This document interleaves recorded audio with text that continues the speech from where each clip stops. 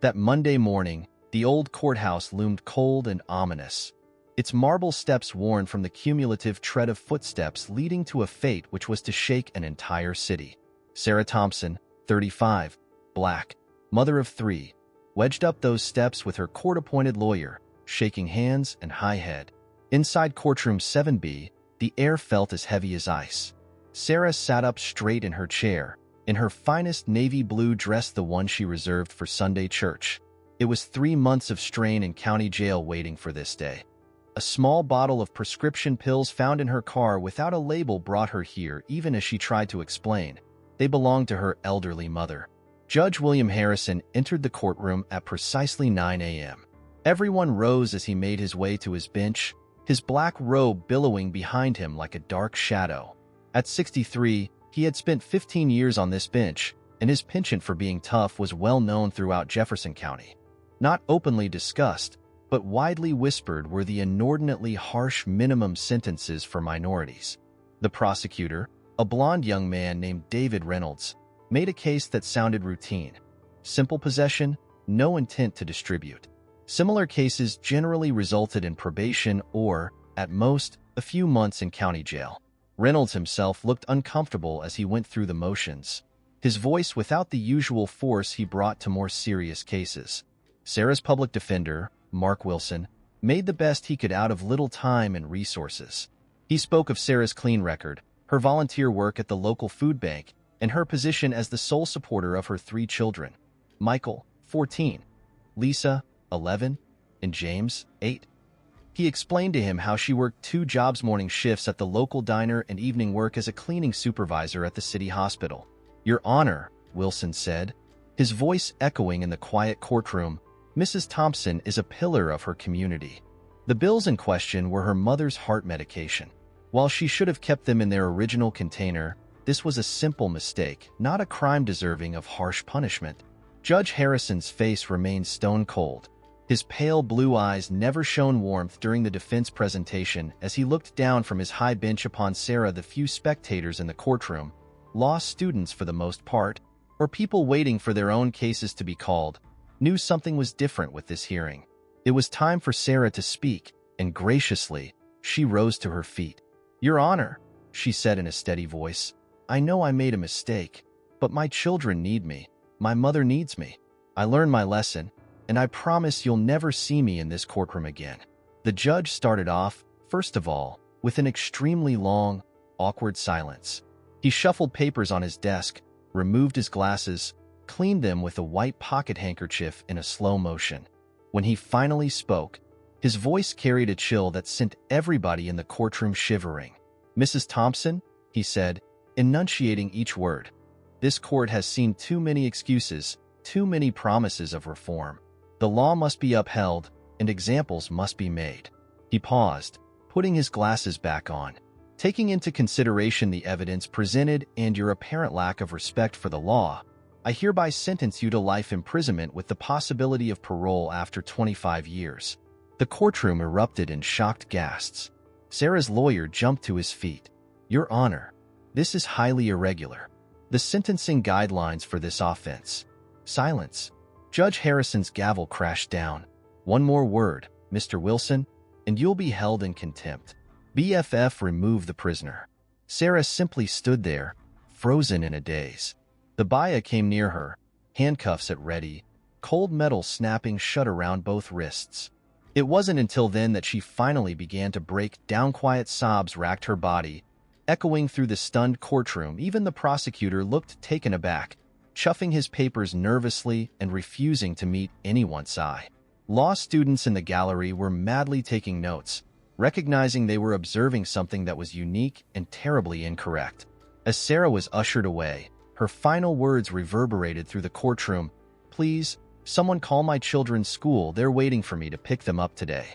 Judge Harrison rose and departed the bench without uttering another word. His robe flowing behind him as he disappeared through the door to his chambers. He didn't see the tears streaming down Sarah's face, or the look of disgust on the court reporter's face, or the way the bathed gentle helped Sarah walk, clearly uncomfortable with what he had just witnessed. Outside the courthouse, The dark clouds congregated as if nature itself was responding to the serious injustice that had just occurred within its walls. No one who walked out of that courthouse on that morning had any idea that the verdict was about to unleash a chain reaction of events that would rock their city to its very core. Mayor James Mitchell sat in his office on the 15th floor of City Hall reviewing budget proposals for the new community center. Late afternoon sunlight beamed through the large windows, casting long shades across his mahogany desk. At 40, he was one of the youngest mayors in the city's history, and his progressive policies had earned him high approval ratings. His secretary's voice crackled through the intercom, breaking his concentration. "Mr. Mayor, you need to see this.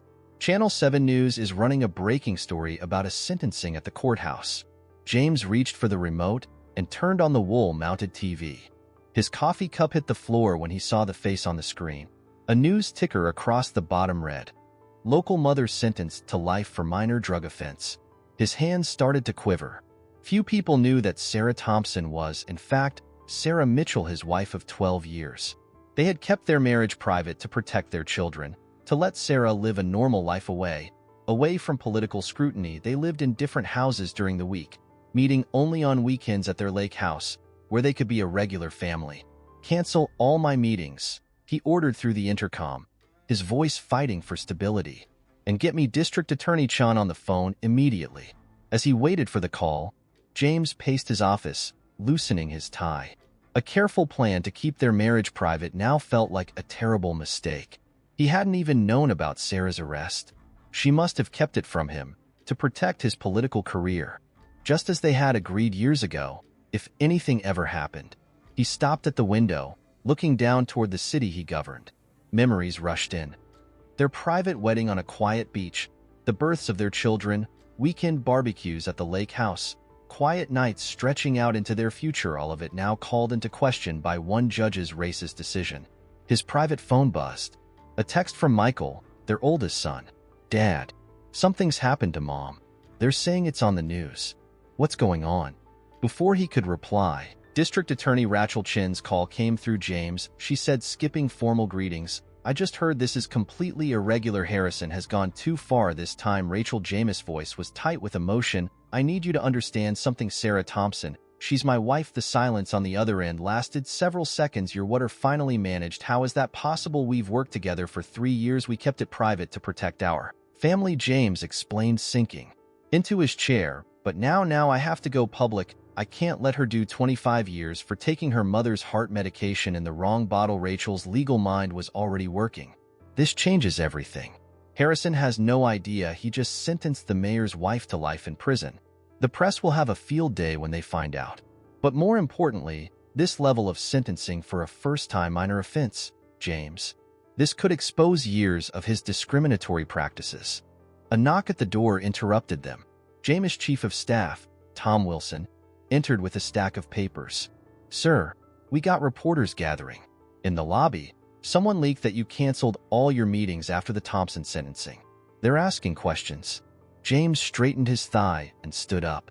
In that moment, he wasn't just a worried husband. He was a mayor preparing for battle. "Rachel, start reviewing Harrison's past cases. I want every instance of racial bias documented. Tom, call a press conference for 5 p.m. It was time today that all knew the truth." As his team sprang into action, James pulled open the drawer in his desk and took out a small picture of himself, Sarah, and their children taken at the lake house last summer, all smiling, happy, and free. He caressed the face of Sarah in the picture. "I'm gonna make this right," he whispered, promising. Afternoon sun was still shining through the city hall windows today, but storm clouds were gathering on the horizon. In just a few hours, Mayor James Mitchell would step up to a podium that shocked the city with a truth that would set in motion events none of them could have predicted. That, locked in her cell at county jail, Sarah did not know her husband was on the brink of risking it all: his career, their privacy, their assiduously constructed life to rescue her from a justice system that had betrayed her. The wall clock marked off the minutes to 5 o'clock p.m. Every passing second brought them one step closer to a moment in time that would change the texture of life. District Attorney Rachel Chin sat late into the night surrounded by stacks of case files. The soft glow of her desk lamp cast shadows on the walls as she reviewed Judge Harrison's past rulings. Her small office on the third floor of the courthouse felt much more like a war room now. "This can't be a coincidence," she muttered, marking yet another troubling case with the yellow of a sticky note. Her assistant, Tom Parker, had helped her pull every case Judge Harrison had presided over in the last 5 years. The pattern they were discovering was disturbing. In case after case, the numbers told a clear story. Black defendants received sentences that were 3 to 4 times longer than white defendants for the same crimes Hispanic defendants were dealt with similarly. Such was the disparity that Rachel wondered how no one had noticed it until she reached for her coffee cup again, just to see that it was empty for the third time that night. As she got up to refill, her phone buzzed with a text from Mayor Mitchell. "Any progress?" Rachel tied her hair back quickly. "Found 47 cases so far, all of which showed clear bias. Meeting tomorrow row at 8 a.m. The response came immediately. "I'll be there." Just then Tom rushed into her office holding a thick folder. His usually neat tie was loose. His sleeves were rolled up from hours of digging through old record. "Miss Chen, you need to see this," he said, placing the folder on her desk. "I found Judge Harrison's records from his private practice days before he became a judge." Rachel opened the folder and started reading. Her eyes widened as she scanned the documents. Before becoming a judge, Harrison had represented several organizations known for their discriminatory practices. He even wrote legal opinions supporting segregation in private schools. "There's more," Tom said, pulling out several newspaper clippings. In 1985, he was part of a law firm that tried to block the construction of a black church in his neighborhood. The case was dismissed, but his name is all over the paperwork. Rachel leaned back in her chair, digesting this. "This goes deeper than we thought. It's not just about the case of Sarah Thompson anymore. This is approximately 15 years of systematic discrimination from the bench." She picked up her phone and dialed Judge Martinez's number, the head of the Judicial Review Board. Despite the lateness of the hour, he answered on the second ring. "David, I'm so sorry to call so late, but this can't wait. We have evidence of long-term judicial misconduct by Judge Harrison. I need an emergency hearing." While she talked, Tom continued sorting through files, occasionally passing her sticky notes with important details. On her computer screen, a spreadsheet showed the growing list of cases where Harrison's sentences deviated significantly from state guidelines, are always harsher for minorities. She hung up, then strolled over to the window of her office. The city lights twinkled far below. Somewhere out there, Sarah Thompson was spending her first night in prison away from her children, all because of one judge's prejudice. A knock on her door interrupted her thoughts. A young clerk, Jessica Wong, entered, carrying another box of files. Chun, I found these in the basement archives. They're Judge Harrison's cases from his first year on the bench." Rachel nodded, tightly but gratefully. "But them with the others." And Jessica, "Thank you for staying late." As Jessica left, Rachel's phone busted again. This time, it was a news alert. Mayor Mitchell to make unprecedented personal statement tomorrow regarding Thompson case. She knew James was taking a huge risk by going public about his marriage to Sarah, but as she looked at the mountains of evidence piling up in her office, she knew it was the right move. This wasn't just about one case anymore. It was about justice itself. Tom appeared at her door again. "Should we go home? It's almost midnight." Rachel shook her head, picking up another file. "Not yet. Sarah Thompson doesn't get to go home tonight. Neither do all the other people Harrison wrongly sentenced. The least we can do is keep working." She turned back to her desk, determined to build a case that would not only free Sarah but expose 15 years of judicial corruption. Outside her window, the night was darkening. Inside her office, however, the lights remained turned on, lighting the way to justice. The revelation by Mayor Mitchell was yet to come tomorrow, along with the media storm that would follow, but tonight, in a quiet office filled with paper trails of injustice, Rachel Chen and her team were laying the groundwork for a case that would shake the entire judicial system. The City Hall press room was buzzing with energy at 4:45 p.m. Reporters from each local station and major network filled the chairs. Their cameras were charged.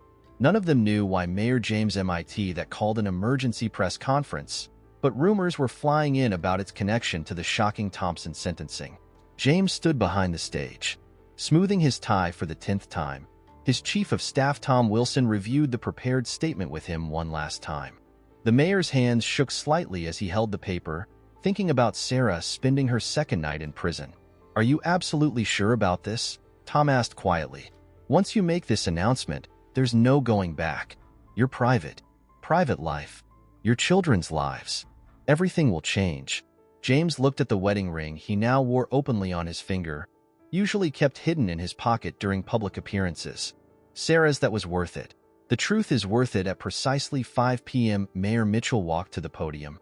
Camera flashes lit up the room like lightning. He gripped the sides of the podium, looked directly into the main camera, and began speaking. Good evening. Today, I stand before you not just as your mayor, but as a husband and father. He paused as his voice grew stronger. My wife, Sarah Thompson, who yesterday received a life sentence from Judge William Harrison, is the First Lady of this nation. The room erupted in gasps and exclamations. Reporters jumped to their feet, chopping flashing cameras. Unanswered questions. James raised his hand for silence. For 12 years, we have kept our marriage private to protect our 3 beautiful children and to allow Sarah to live a normal life, away from politics.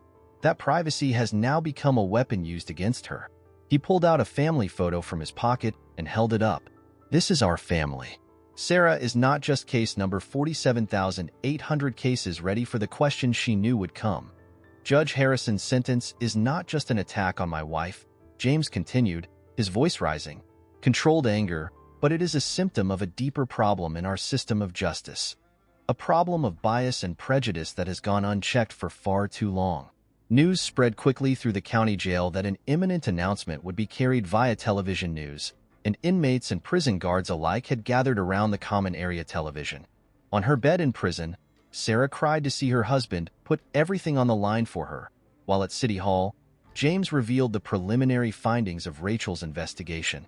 Preliminary review shows that Judge Harrison has consistently given minorities sentences 3 to 4 times longer than those given to white defendants for the same crimes. That ends today. Reporters scribbled frantically, phones buzzed with breaking news alerts, and social media exploded with the revelation. In his chambers, Judge Harrison watched the news conference, his face growing paler with each word. I am calling for an immediate review of all cases presided over by Judge Harrison, James announced, and I am formally requesting that the State Judicial Review Board investigate his fit to serve on the bench. He then turned directly to the camera, his voice softening. To our children, at home, Michael, Lisa, James, I'm sorry we couldn't bring our family into the White House years ago. But I am not sorry for taking the time to defend what is right. Your mother will come home. Questions came like a tsunami. Reporters shouted over each other, cameras clicked, and the room felt electric with energy.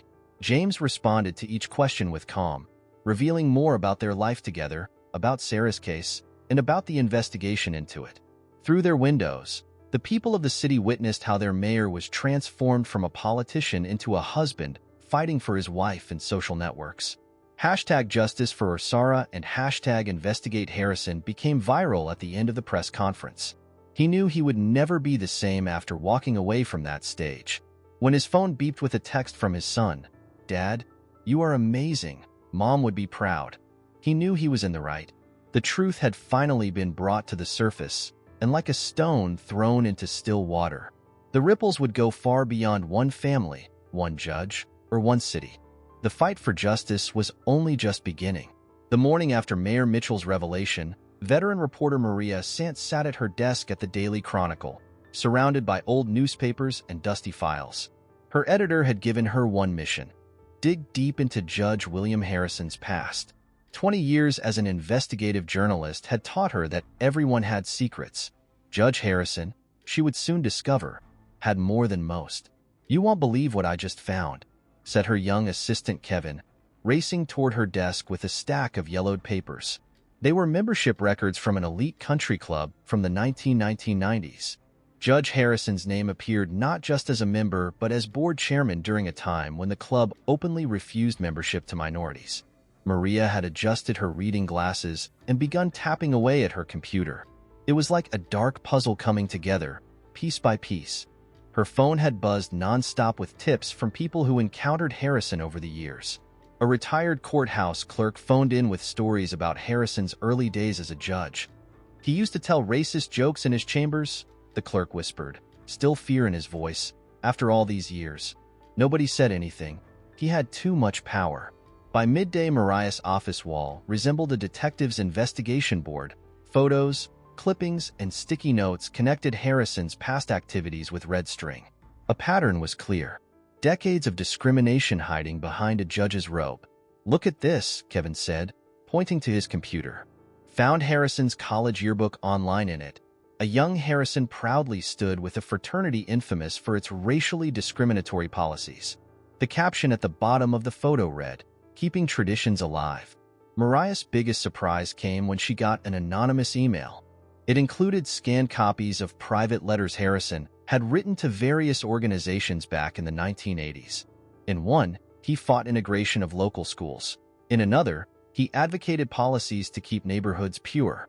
"Print these," Maria instructed Kevin, her hands shaking slightly, and called Judge Harrison's office for comment. "They need to know what's coming at the courthouse." Harrison sat in his chambers, watching his career crumble. His phone hadn't stopped ringing since Mayor Mitchell's press conference. Now reporters were asking questions about his past that he had worked hard to keep buried. His secretary knocked on the door. "Sir, the Davie Chronicle is calling. They have some questions about your involvement with the Pine Valley Country Club in 199 too." Harrison's face went pale. He remembered those board meetings, the votes to keep people out, the careful wording they used to hide their real reasons. He never thought those records would surface. More documents arrived from other journalists who joined the investigation at the Chronicle. A reporter in Chicago found some of the cases in Harrison's time as a lawyer, where he consistently took on cases that involved defense of discriminatory practices. A journalist in Atlanta found his links with organizations known to advocate racial segregation. Kevin rushed in again, this time with printouts from social media people sharing their own experiences with Harrison. A black law student described how Harrison had questioned her presence in his courtroom, assuming she was a defendant rather than a legal intern. A Hispanic attorney recalled Harrison mocking his accent during a trial. "We're ready to publish," Maria told her editor, laying out the evidence. "This goes beyond Sarah Thompson's case. Harrison has been using his power to hurt minorities for decades." The editor reviewed the story carefully. It would fill the whole front page of tomorrow's paper.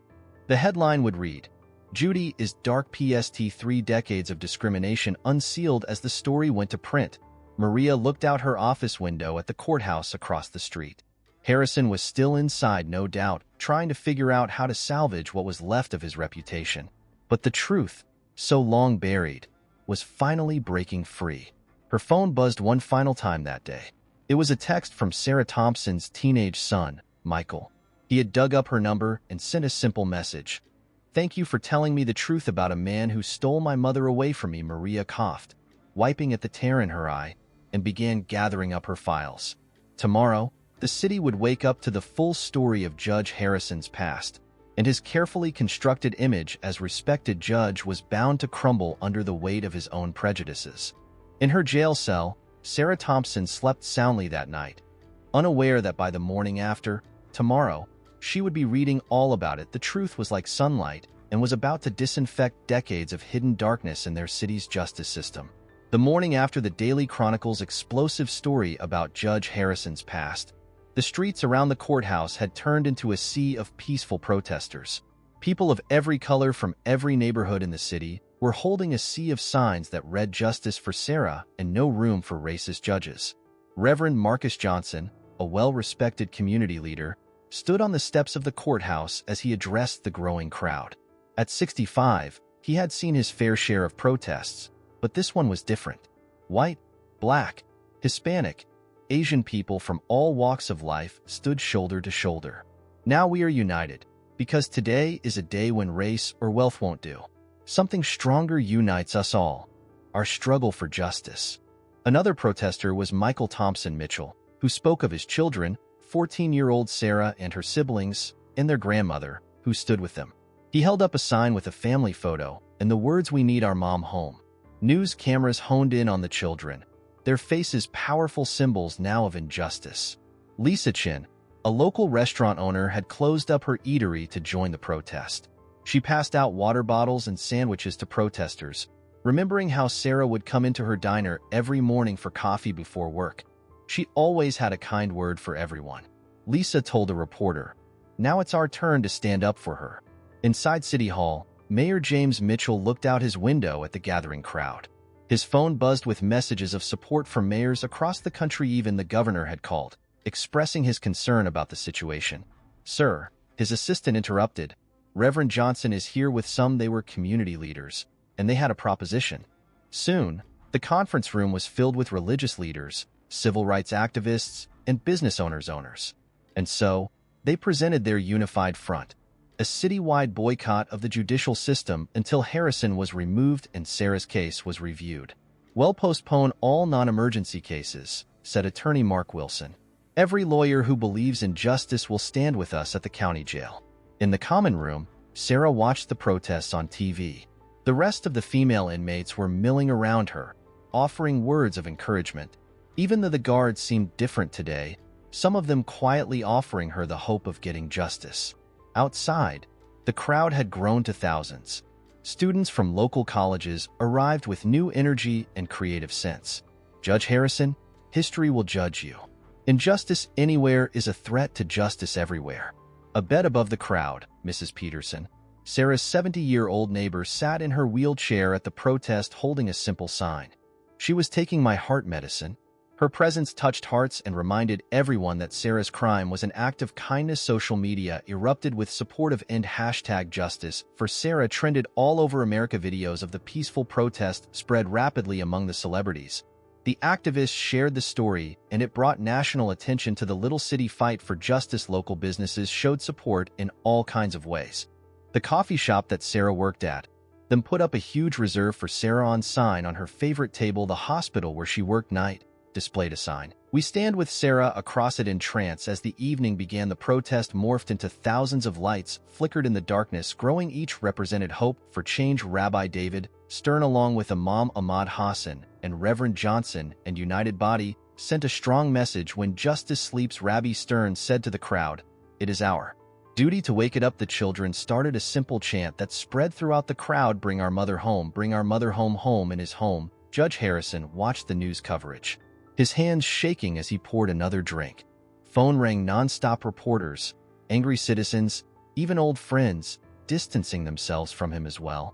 Walls of his world of prejudice were running down. Mayor Mitchell had ended the day by visiting the protesters. He walked among them, not as a mayor, but as Sarah's husband, thanking them for their support. As he reached his children, he hugged them tightly, whispering, "Mom would be so proud of you all." Under the dusk, most protesters went home, but a dedicated group remained, promising return every day until justice is served. They set up a rotation schedule, made sure that the steps of the courthouse would never be empty. The last photo broadcast on the evening news caught Michael placing his protest sign on the steps of the courthouse, and beside it, he placed a framed photo of his family's last Christmas together. No message could be clearer. This wasn't just a case about a legal issue.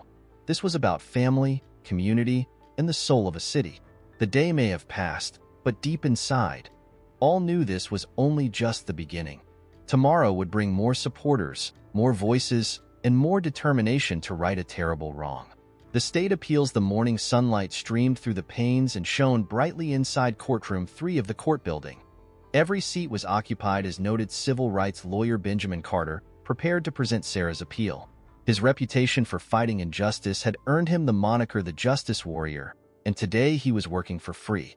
Your honors," Carter began as his deep voice filled the courtroom. What happened in Judge Harrison's courtroom wasn't just a mistake, it was a crime against justice itself. The 3 appeals court judges leaned forward to listen carefully to. Maria Rodriguez, known for her fair rulings, looked over the thick file of evidence before her. Judge Thomas Chen scrolled through his tablet, listing all the cases Harrison had presided over before. Meanwhile, Judge Robert Wilson, the oldest of the 3, observed Carter intently from the gallery. Mayor James Mitchell sat there with his children. Michael was 2 weeks behind at school, but he refused to stay home. "Mom needs all of us here," he had said that morning. Rachel Chin, district attorney, sat prepared to present her findings, also about Harrison's pattern of discrimination. Carter presented the large screen showing statistics from Harrison's courtroom over 15 years. Your Honors, Judge Harrison sentenced minorities to terms averaging 332% longer than white defendants for identical crimes. This isn't coincidence, this is racism wearing a judge's robe. The evidence kept coming. Former clerks testified about Harrison's racist comments in Chambers. Court records showed his systematic bias. The Daily Chronicle's investigation findings were entered into evidence showing decades of discriminatory behavior. During a break, Sarah's mother addressed the reporters outside. My daughter was carrying my heart medicine, she said, her voice shaking. Now she faces life in prison while I have to raise her children. Where is the justice in that? Back inside, Carter played security footage from Harrison's courtroom. It showed his different treatment of defendants based on their race, smiling at some, scowling at others, rushing through some cases while taking time with others. And now, Carter said, reaching the heart of his argument, we come to Sarah Thompson's case, a dutiful mother feeding her aged parent sentenced to life imprisonment for possessing prescription medicine in the wrong bottle. This is injustice, this is punishment for people. Judge Harrison has always detested Rachel Chun, then revealed her office's probe. We checked all cases Judge Harrison had been dealing with in the last 5 years, she revealed before the appeals court. The trend cannot be ignored. Him who IED his seat to punish minorities. The prosecution, represented by State Attorney David Miller, offered little. The defense, the sentence may sound harsh, but he admitted the state realizes serious concerns about Judge Harrison's pattern of behavior. Outside, at lunchtime, protesters chanted peacefully. They'd been there each day since the sentencing of Sarah. For numbers growing today, they held signs reading "Justice delayed is justice denied" and "Free Sarah now." Back in session, it was time for Carter's closing argument. Your Honors, this case is bigger than Sarah Thompson. It's about trust in our justice system. Every time Judge Harrison let his prejudice affect a line he broke, that trust today you hold in your hands, the ability to begin mending what he has broken. The judges retired to confer in the charged courtroom. Sarah's family clasped their hands and prayed. Reporters scratched in notebooks waiting for history to unfold. Even normally bustling Core of House cafeteria sat silent. There, everyone was seated in stillness, eyes glued to phones. After hours, the judges emerged. Judge Rodriguez, having chosen to render their verdict, spoke into the microphone, clearing her throat. This court has studied the record carefully, she started. Now, discriminatory sentencing by Judge Harrison is not just concerning, but indeed a direct violation of constitutional rights and judicial ethics. The room held its collective breath. As we hereby vacate the sentence of Sarah Thompson, Judge Rodriguez said. Furthermore, we are ordering a review of all CAS cases handled by Judge Harrison, placing immediate priority on those currently incarcerated defendants. Cheers erupted through the courtroom as Michael hugged his father. Both were crying openly. Rachel Chun smiled, knowing justice was finally being served. Judge, once order was restored, we're referring Judge Harrison to the State Judicial Review Board for immediate suspension and investigation. Outside, the crowd of supporters burst into celebration when they heard the news. Church bells rang across the city, and the Daily Chronicle's website crashed from too many people trying to read the breaking news. Carter packed his briefcase, satisfied. He had won many cases, but this one felt different. It wasn't just about one person's freedom. It was about changing a broken system. As the sun set on the courthouse, the news spread throughout the city. Sarah Thompson was coming home. But everybody knew this was just the beginning, for true justice is far from over. The day Sarah Thompson walked out of prison was bright and sunny. She stood at the gates to link with sunlight in her navy blue dress, just as when she had walked into court 3 weeks ago. But this time there was joy instead of fear in her eyes. Mayor James Mitchell waited with their children, for no longer hiding their relationship. Michael ran to his mother first, wrapping his arms around her. Lisette and young James followed. Creating a family group hug brought tears to the eyes of reporters who watched. "I love you all so much," whispered Sarah, holding her children tight. When she reached James, they shared their first public kiss as husband and wife, no longer bound by secrecy. Across town, Judge Harrison cleared out his chambers. The State Judicial Review Board had suspended him pending a full investigation. His face, once proud and arrogant, now showed the strain of his fall from power. As he packed his books, a group of protesters outside chanted, "Justice wins, racism fails." At the Daily Chronicle, Maria Santos typed the final words of her latest article. Judge Harrison's resignation leads to review of 2,000 cases. Her investigation had helped uncover not just one wrong sentence but 15 years of judicial misconduct that had hurt countless families. The mayor's office became a center of reform. James and Sarah work together openly now, turning their painful experience into positive change. They established the Justice Reform Initiative, a program it will review every case in which bias may have affected sentencing. Every individual deserves equal treatment by the law, Sarah said during the launching ceremony of the initiative. She stood up, straight and strong. What was done to me was deplorable. That it can repair our flawed system, then some good has come out from my ordeal. Changes came fast. The state Supreme Court ordered all judges across the state to undertake mandatory training on bias.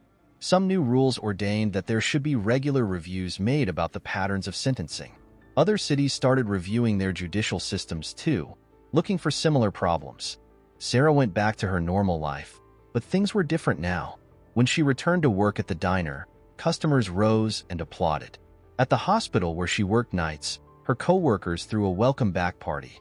Her story had captured people's hearts and opened their minds. Michael, their oldest son, founded a student organization in high school called Youth for Justice. They studied the history of civil rights and how to combat discrimination legally. Taught me mama, standing up for what's right was worth any price. He told all his classmates. The Thompson-Mitchell family moved into the mayor's house together, no longer having to live in hiding with their love. That first Sunday dinner as an out family made the local news. The picture of Sarah serving her mom's favorite Sunday supper surrounded by her smiling, loving family would be the face of renewed justice. District Attorney Radel office worked overtime, reviewing Harrison's old cases. Each day brought new stories of lives affected by his bias. The unfair sentences were overturned one by one, families reunified, errors made right, and the city transformed, too.